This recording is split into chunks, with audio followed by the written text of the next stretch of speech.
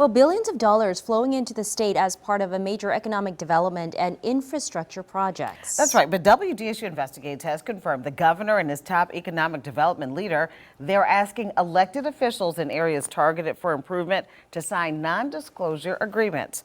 WDSU investigator Travers Mackle tracked down the governor to ask him about this in the story Sworn to Secrecy. Putting on his welder's mask and going to work.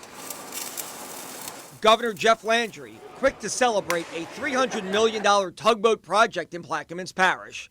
The boats support the growing liquefied natural gas business booming across the state. Louisiana's economic development czar at this event claiming victory. And frankly, the systems we have put in place, and I think any of the leaders of the businesses that are represented here today will tell you, it's why we're winning. But some question, at what cost? Not every economic development deal is good economic development. You know, some economic developments harm communities. Public Service Commissioner Devontae Lewis says LED and the Landry administration are lacking in transparency when it comes to big ticket projects all across the state. We're seeing a whole list of what should be public conversations turning into private conversations. In question, the Landry administration's use of NDAs. That's a non-disclosure agreement, limiting people from commenting on things discussed during private meetings.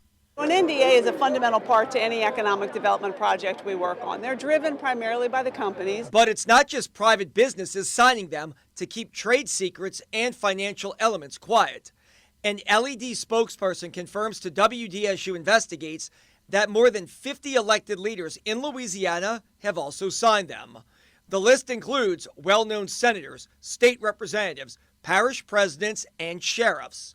Bourgeois admits it's unique. When we negotiate these deals, we wanted to make sure our legislative leaders could also participate in understanding what could be coming to their regions, share with us the nuances of either some challenge or some opportunities that match those projects. So we have invited legislators who decide to sign an NDA with the department so they can participate with us as we negotiate these projects for their region. So I generally oppose them, and I think this is a problematic trend that we are seeing here in this state of keeping and shielding information from the public. Public Service Commissioner Devontae Lewis has not signed an NDA, but confirms that the executive secretary of the Public Service Commission did.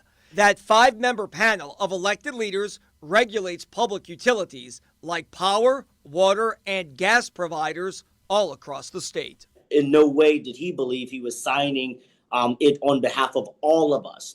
Which Lewis says is good because the PSC will play a key role in regulating data centers springing up all across Louisiana. The Meta site near Monroe is the size of a small city, and the Amazon project near Shreveport is also massive, raising concerns over the use of power, water, and gas. LED confirms that plenty of lawmakers from North Louisiana signed NDAs to be involved in the initial talks. But it's different when it's the government, because the government has certain transparency obligations to the people, and NDAs are in direct violation of those transparency obligations. William Most is a New Orleans-based lawyer who specializes in public accountability issues.